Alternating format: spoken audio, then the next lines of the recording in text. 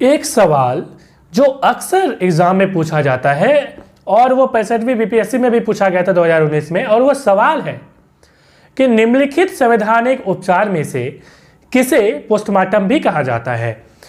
तो यहाँ पे जो आंसर होगा वो होगा उत्प्रेषण। कारण क्या है मैं बताता हूँ।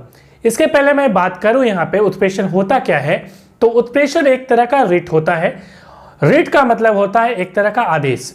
सुप्रीम कोर्ट एक आदेश देती है आर्टिकल 32 के तहत। मान लीजिए आपके मौलिक अधिकार का हनन हो गया, आप सुप्रीम कोर्ट जाएंगे, याचिका डालेंगे, तो वो जो याचिका जो होती है वो याचिका जारी करने का अधिकार सुप्रीम कोर्ट के पास होता है आर्टिकल 32 के तहत, और आर्टिकल 226 के तहत हाईकोर्ट के पास होता है।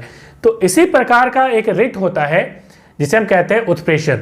यदि रिट के बारे में आपको जानना है कि कितने प्रकार के रिट होती है तो डिस्क्रिप्शन में वीडियो में लिंक डाल दूंगा। आर्टिकल 32 का वो वीडियो है, बहुत इंपॉर्टेंट है, जरूर देखें। तो ये जो उत्प्रेषण रिट है ये पोस्टमार्टम क्यों कहते हैं।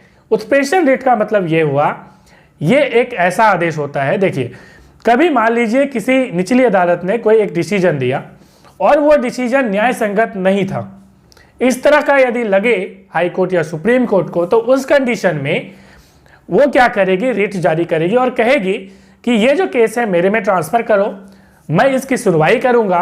और वो उसमें सुनवाई देती है और यदि लगता है कि वो न्याय संगत नहीं था तो उसमें वो आदेश को बदल देती है, पलट देती है और न्याय देती है।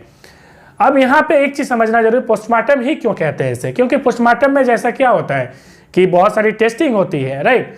तो उसी तरह से यहाँ पे क्या होता है कि उस केस को अपने हैंडल में लेने के बाद उसमें टेस्टिंग होती है कि कहाँ कहाँ प्रॉब्लम है, क्या ये न्याय संगत है या नहीं, इसलिए पोस्टमार्टम कहा जाता है।